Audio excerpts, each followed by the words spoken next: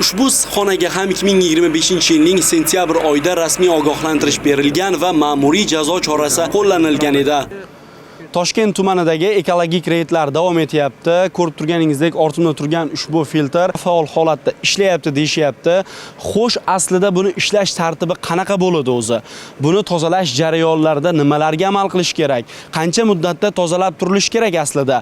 Bugun mana shu savollarga ham javob olamiz. Ushbu qo'lbola filtrlar asosan suvda ishlaydi. Bularning ichki qismida suvni parlantirib purkab beradigan farsunkalari bor ko'p miqdorda. Qozonxonadan chiqayotgan tutun ushbu filtr orqali o'tganda ichidagi o'sha maxsus farsunkalar yordamida suv sepib PM zarrachalari olib qolinadi. Qozonxonani ma'lum bir miqdorda gradusi bo'ladi. Bular hozir ob-havodan kelib chiqib juda minusga qarab tushib ketganda ushbu o'chmaydi. Mazkur chang gaz tozalovchi filtrni atmosfera havosiga zararli tashlamalar chiqarmasligi uchun deyarli har kuni tozalaymiz deydi tadbirkor. 15 sut o'tib isam bor. Yaqinda ekologiya xodimlari kelib 2-3 marta ogohlantirishdi. Filtr qo'ygan deb, filtr qo'ydim mana. Tozalashtirilganda suv to'kib tashladi. Bir kecha ishlataman, ertalab keyin yana suv quyaman. Toshkent viloyatida o'tkazilayotgan bu kabi reyd tadbirlar davomida chang gaz tozalovchi filtrlarni o'rnatmagan tadbirkorlarga nisbatan ma'muriy jazo choralari qo'llanilmoqda. Ba'zi issiqxona egalari bilan tushuntirish ishlari olib borilib, ogohlantirishlar ham berilyapti.